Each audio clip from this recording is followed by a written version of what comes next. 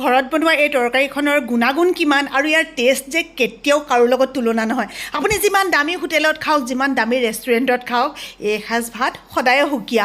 কচুথুৰি বুটলি আনি থৈছিলোঁ, ইমান ভাল পাওঁ নহয় খাবলৈ।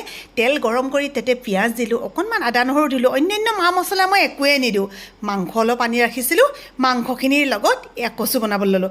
আগে আদা নহৰুখিনি অকণমান সিজিবলৈ দি, পিঁয়াজ সিজিবলৈ দি তাতে মাংসখিনি দি দিলোঁ আৰু মাংসখিনি অকণমান সিজাৰ পিছত অকণমান আলু, এইটো অপশ্যনেল হয়, আপোনালোকে প্ৰয়োজন অনুভৱ কৰিলে দিব, নহ'লে নিদিব। আলু আৰু বিলাহী দি দিলোঁ, অকণমান সিজাই লৈ তাতে কচুখিনি দি দিলোঁ।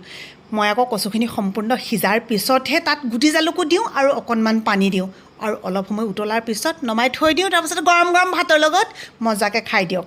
ভিডিঅ'টো চোৱাৰ শেষত কিন্তু আপোনালোকে জনাবলৈ নাপাহৰিব যে এনেকৈ কচুথুৰি আৰু মাংস ৰান্ধিলে কোনে কোনে ভাল পায়। অৱশ্যে একো মছলা নাই দিয়া বুলি কৈছিলোঁ দেই, আপোনালোকে যে প্ৰথমতে দেখিছিলে সেয়া আছিলে অকণমান পাঁচফোৰণ আৰু কেইটামান জিৰা। ৰেডি হৈ গ'ল, গতিকে আমি খাই লওঁ। আপোনালোক সকলোকে মৰম জনাই অকণমানি ভিডিঅ'টো সামৰি দিছোঁ। Bye bye.